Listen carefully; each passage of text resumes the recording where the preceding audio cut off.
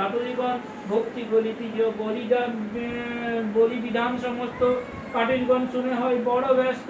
সিনিয়াদি কইল তারা বিধে প্রকারে, কষ্ট দূর হইল সব ঘরে ঘরে। সদানন্দ অন্নদানে কন্যা নাই কষ্ট, তাই চিন্তা মনে মনে, যদি মোর বিয়ে এক জনমে তনয়া, পুজিবে শ্রী সত্য দেবে শিরিনি অগ্রে দিয়া।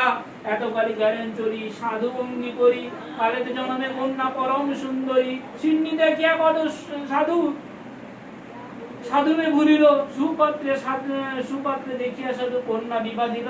কত কালে সাজাইয়া সাতখানি তরি, জামাতা লইয়া সাধু যায় তরা করি। দক্ষিণ পটনে ছিল রাজা কালানিধি, সেই দেশে সদাগরে নামাইল বিধি। নিপে সম্বাসিয়া থাকে তরণী চাপিয়া, বিপত্তি ঘটিল দেখে শিরনি না দিয়া।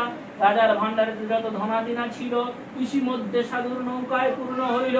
চোর মুখে শুনিয়া রাজা ধরিয়া আনিল, জামাতা শ্বশুর লয়ে যা কারাই পুরিল। রাজা দেশে কোটাল মশনে লয়ে যায়, পাত্র অনুরোধে তারা দেহে প্রাণ পায়। কারাগারে বন্দী থাকে তারা দুইজন, কি করি দুঃখের কথা না হয় বর্ণন। এখানে সাধুর ভাতা আর তার সুতা, পতির বিলম্ব দেখি চিত্তে দুঃখ জুতা। সর্বস্ব হইলে নষ্ট পড়ে দুঃখেতে, দাসিত্ব করিয়া রহে পরের বিহেতে। একদিন সাধু সুতা বেড়াইতে গিয়ে, আনন্দিত বিপ্র বলে শিরনি দেখিয়ে।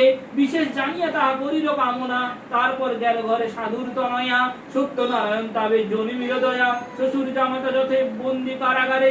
স্বপ্নে কন নারায়ণ সেই নরবরে, শুনো শুনো ওহে রাজা আমার বচন, কলিকালে পূজা আমি সত্যনারায়ণ। সদাগরে আর তার স্নেহের জামাই, বিনা দোষে বন্দি আছে দোষ কিছু নাই। রজনী প্রভাত হইল দুই সদাগরে, দোষ বন্ধন দিয়া তুষিবে আদরে।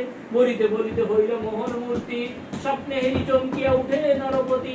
প্রাতকালে উঠে রাজা সবার গোচর, আনাইল কারা হইতে দুই সদাগর। বসন ভূষণ আর বহুদন দিয়া, সাধুকে সন্তুষ্ট করি বিদায় করিল। দোষ বন্ধন দিয়া নির ভরা, দেশেতে যাইতে সাধু করিল তোরা। পুলকিত সর্বজন হয় কোলাহল, নাই জানি সত্য দেবে করিল মঙ্গল। তবে সত্য দেবে মন বুঝিয়া সাধুর, করিতে রূপেতে কনক বচন মধুর।